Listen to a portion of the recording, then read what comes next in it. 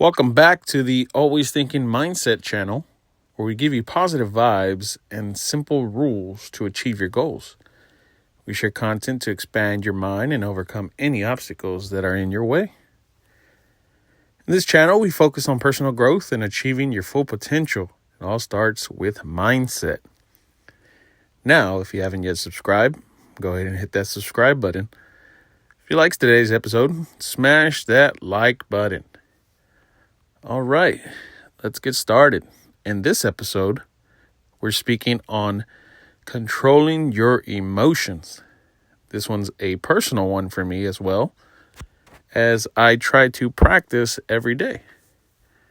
Emotions can be strong and can take over any situation. We just have to learn to master it, just like everything else. And as always, we begin with a quote.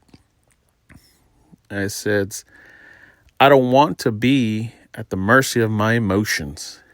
I want to use them, to enjoy them, and to dominate them." Sir Oscar Wilde said this. He was a poet and a novelist. And with Oscar Wilde, he really spoke on his feelings and emotions. He spoke on them to understand them, because controlling his emotions and not letting his emotions control him was the objective. Now, Mr. Oscar Wilde was a free thinker, and he sat and actually studied all of his emotions. Now, the first rule we have to come about is to regulate. Yes, the title should have been Regulating Your Emotions. But I like control because it puts you in control, right? Don't ever let your emotions control you. Now, to regulate is to control your emotions. Study on why it makes you feel the way that you feel. Once you're in tune with your body, you're better off in now responding to it. There's a difference in responding and reacting. One involves thought process, and the other involves just emotion, sort of instinctively. To regulate your emotions, we have to study what makes us tick and what scenarios make us tick. Plenty of emotions are sometimes impulsive or reactionary. Anger should be one in rewiring the brain to control its impulse. We need anger, just not for everything. It's okay to feel, think, act, just not at the expense of others, especially those that we love. We should focus on what we can do better next time the feeling comes around. Regulating emotions is not suppressing emotions. It's understanding and responding to it. We all lose control sometimes, but even this takes practice. You have to get those reps in to master this trait. I'm still in practice. To become at peace is to understand and to regulate. We must understand each emotion and how to regulate it. Now, the next rule is understanding. Yes, understanding takes recognition. This puts a stamp on the brain to identify the emotion. You have to identify the emotion to understand it. Whether it's therapy or coping with emotions, it's good to release rather than suppress. There's no science in this episode, but I'm sure the internet has a lot of studies on this. Just make sure they're reputable sources, more scholarly. Emotions can sometimes get the best of us. I've experienced it myself and felt regret after. I guess it only lasts for the moment. When we understand ourselves, we interact better and put our best foot forward. Understanding can be recorded through journaling, therapy, music, whatever outlet is needed to feel what you're going through. Everyone has feelings, and if you don't, then you're a robot. Understanding emotions is the first step into controlling them. And the next rule is practice. You have to put in the reps in order to succeed. Just like going to the gym. Every day, we can practice of how people have treated us and practice how we can respond to it. Whether it's driving to work, coming home from a long day's work, or just talking to loved ones. Now that you have identified the emotion, you can practice responding to it in a way that's more reasonable. Now, there's things in this world that you can and can't control. People get upset for no reason or put themselves in a situation that makes them very upset. It's up to us to either remove ourselves or respond accordingly. Breathing, thinking, responding should be the way. But your emotions want instant reward. Retraining your brain to respond is the end goal. Even I have come a long way since I was young to control my temper. Not that I'm perfect, but even I understand that it takes practice to get it right. Now, the next rule is on habits. Habits become a part of our routine and become a part of our identity in this world. Some habits are good, others we wish we can get rid of. Controlling emotions require habit in what we must do that is in our control.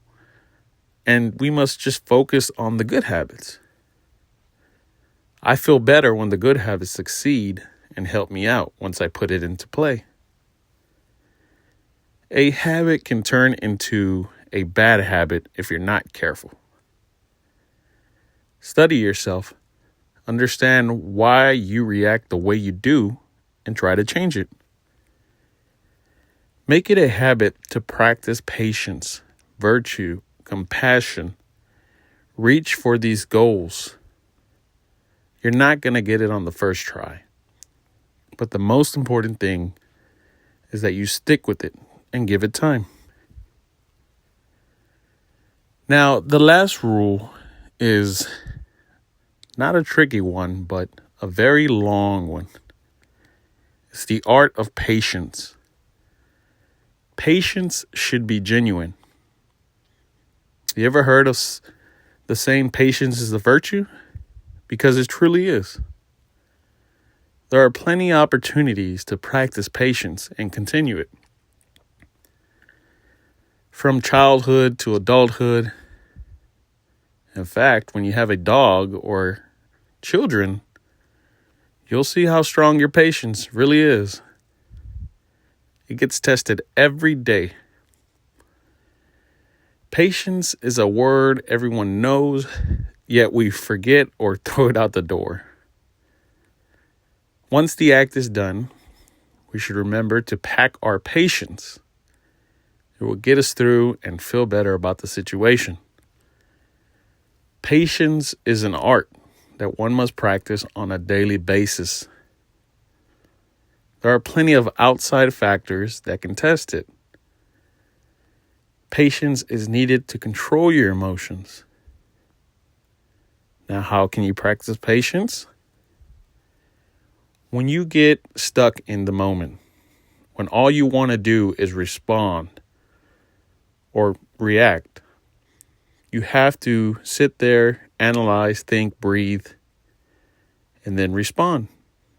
Now, patience is a long-term process. You can also have short-term patience.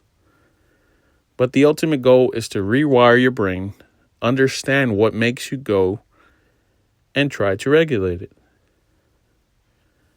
Because to control is to regulate your emotions. They can get the best of us. They can make us feel good or sad or whatever the situation is.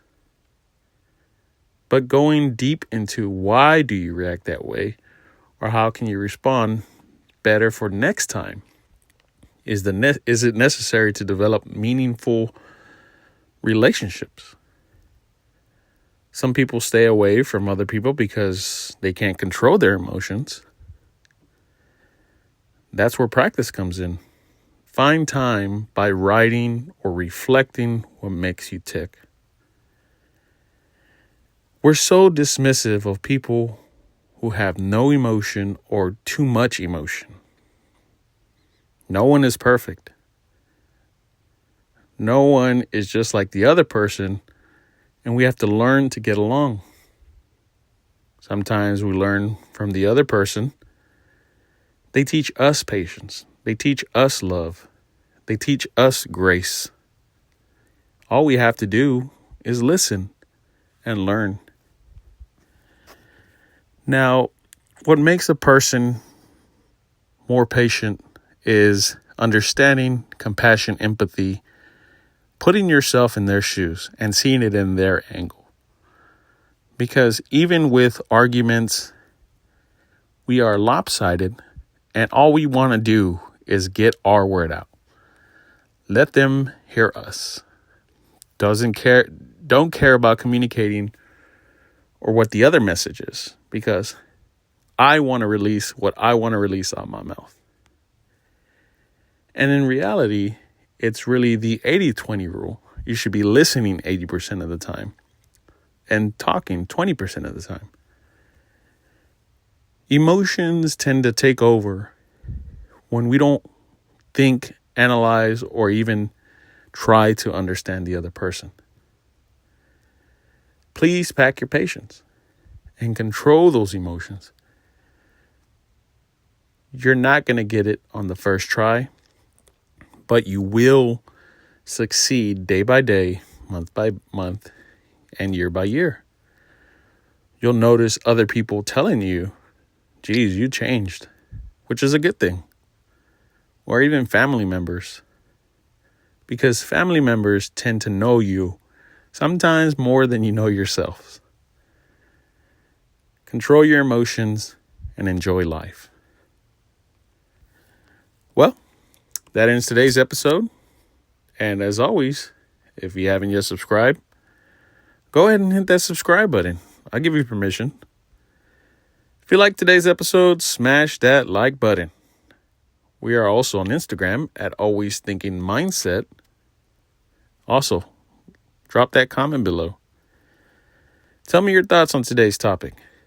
What family members are not good for you or you need more work on? What would you like to hear more of in this channel?